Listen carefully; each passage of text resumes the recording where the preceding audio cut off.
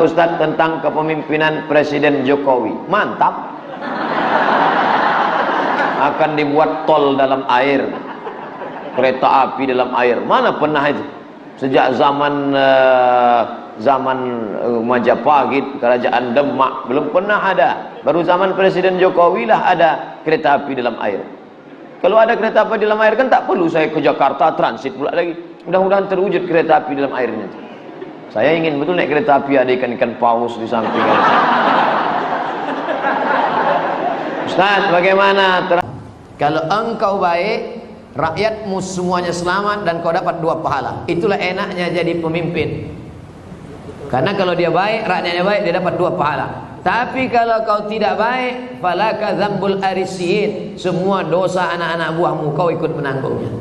Oleh sebab itu maka yang paling pertama dapat naungan di akhirat nanti, sab'atun yuzilluhumullah, 7 golongan dapat naungan Allah. Saat itu naungan tak ada, panas terik, tak ada atap. Di antara yang dapat naungan yang pertama bukan ustaz, yang pertama bukan ulama, yang pertama al-imamul adil, pemimpin yang adil. Tapi negara kita negara demokrasi. Kalau ada pemimpin-pemimpin kita yang zalim, yang menyalahkan orang, kita bisa lapor ke atas. Ada laporan, bapak-bapak pegawai kepala dinas lapor ke Pak Wali Kota. Pak Wali Kota ada laporan ke atas, ada atasan, ada BPK, ada Inspektorat Jenderal, ada macam. Bapak-bapak polisi, tentara lapor ke Propam, ada atasan yang bisa kita laporkan. Kalau takut kirim surat kaleng. Jangan fitnah. In ja'akum fasiqun binaba'in, kalau datang orang bawa berita palsu, fatabayyanu, klarifikasi. Nah, salah tak selesai dengan ditulis di wall Facebook, tapi harus diselesaikan. Wa amruhum syura bainahum, diselesaikan dengan musyawarah. Seorang laki-laki pakai emas dalam sholatnya, apakah sholatnya sah? Emas itu bukan babi, kecuali dia membawa rantai babi, baru Arab. Emas tidak. Emas kalau dipegang, wudhu kita tak batal, sholat kita pun tak batal. Tapi Nabi mengharamkan pakai emas. Ini mesti dipahami. Emas kalau kita masukkan ke kantong, dibawa sholat, Allahu Akbar, sholat sah. Tapi memakai cincin emas haram. Bapak-bapak yang pakai cincin emas, buka sekarang juga.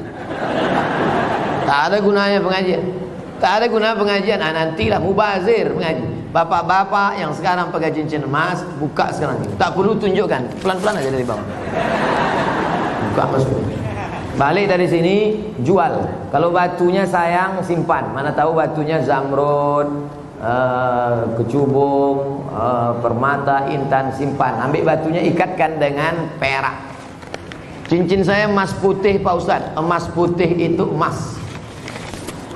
Emas putih itu emasnya 80, nikelnya 5. Emas putih itu emasnya 80%, nikelnya 5%, peraknya 18%, peraknya 15%. Maka warnanya putih, tapi dia emas juga. Jadi kalau mau buat cincin, perak saja. Ini cincin perak. Batunya zamrud. Asli. Mereknya Casio, Casio orang. Tak pernah saya beli. Kalau sempatlah saya beli sekian puluh juta, lalu kemudian anak yatim tak sekolah, neraka jahanam tempat saya. Bisa pula anak yatim tak sekolah, cincin kita 30 juta. Pak, minta makan Pak, belum makan pagi, kata anak yatim di lampu merah. Kita mau. Nauzubillah. Oleh sebab itu maka yang punya cincin emas, wahai Imam Syafi'i, kenapa laki-laki Islam tak boleh pakai cincin emas? Apa kata Imam Syafi'i? Robek hati orang miskin menengok cincin emas. Aku makan pun payah, kau sampai hatilah pula pakai cincin emas. Matilah kau cepat, kata dia. Hancur hati dia. Itu alasan ulama dulu. Tapi rupanya sekarang setelah ditemukan emas itu ada molekul-molekul kecil masuk ke dalam pori-pori, masuk ke dalam darah, masuk ke dalam jantung, menyebabkan penyakit Alzheimer, penyakit tua sebelum masanya, penyakit lemah, tak bertenaga. Banyak orang barat yang sudah kena, pokoknya emas. Lalu kami yang perempuan Pak Ustaz, Yang perempuan dia masuk ke dalam, keluar lagi melalui darah menstruasi haid. Makanya kalau ada bapak yang haid, pakailah.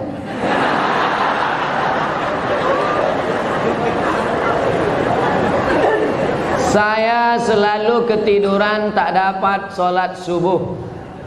Orang yang tak sholat subuh karena ketiduran, ada hadisnya. Man nama, siapa yang tidur, walam yusalli, sampai tak sembahyang subuh, balas syaitanu fi uzuni, setan kencing di telinganya. Yang tadi tak sembahyang subuh, itu tertulis di sini, toilet setan. Makanya ceramah ini harus terus diamalkan. Balik dari sini, pergi ke toko jam di Tanjung Pinang, cari dia. Mbak, apa jam yang paling mantap di sini? Nah, ini satu. Tanya dia, ada tak jam yang bisa menyipak? Asal jam 5 menyipak dia, kalau pang. Sampai bangun subuh. Ibu-ibu yang membangunkan lakinya, rahimallahu mura'atan, Allah mencurahkan rahmat pada laki-laki, aiqadha ahlahu, yang membangunkan istrinya untuk sholat subuh. Bangun mama bangun. Bangun ibu. Tapi sekarang tak jelas lagi dunia ini Ustaz. Entah siapa yang membangunkan, entah siapa yang dibangunkan. Ibu tu pula yang membawa air setimba. Bangun.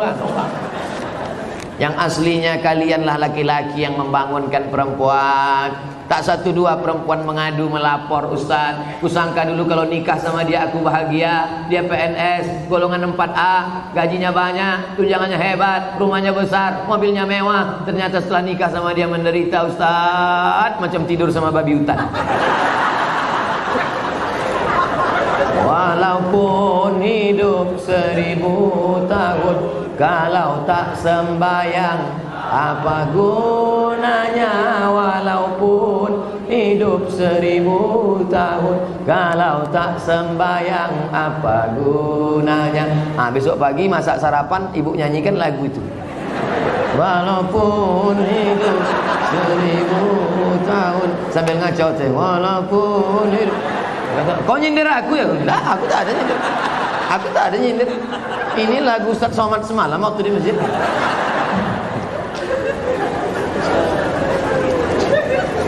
Ustaz, apa sah laki-laki sholat di rumah tapi tak di masjid? Laki-laki sholat di rumah, laki-laki solehah. Laki-laki sholat di masjid. Ini masjid kota Tanjung Pinang dibangun tapi tidak sesuai lagi dengan kota. Tidak sempat lagi bisa dilebarkan. Parkir sudah sulit, masyarakat sudah tertampung lagi. Makanya mesti dibangun nanti di lokasi yang baru, masjid yang lebih besar lagi. Amin. Yang ini tetap ramai, yang sana tetap ramai. Tengoklah, tak muat lagi orang sholat. Orang Tanjung Pinang ini kaya-kaya, tiang masjidnya emas. Ilaha illallah. Luar biasa. Orang susah mencari emas. Laki-laki di Tanjung Pinang tak ada yang pakai emas, karena mereka mau menunjukkan kayanya bukan dengan cincinnya, tiang masjidnya emas. Hebatnya lagi di Tanjung Pinang, walaupun tiang masjidnya emas, tapi jendelanya tak pakai kosen. Menunjukkan apa? Aman. Tanjung Pinang aman, tak ada pencuri. Kadang-kadang kita masuk ke salah satu masjid, kotak infak dicor. Kotak infak pakai rantai besi, pakai gembok. Di sini aman. Coba tengok masjid, lampunya pula macam lampu Masjid Nabawi. Luar biasa, hebat. Entah emas tak kuningan.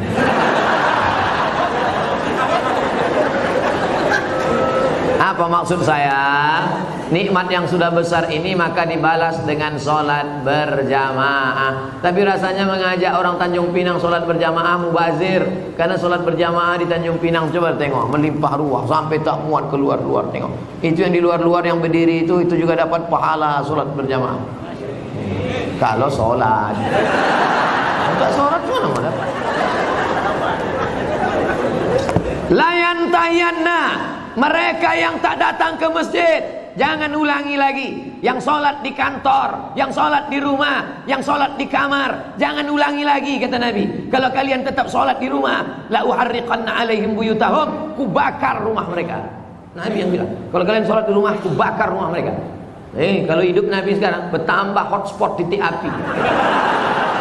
Saking banyaknya rumah yang dibakar Nabi, berasap lagi. Ustaz janganlah sebut-sebut asap. Asap Tanjung Pinang ini kan dari kampung Ustaz juga.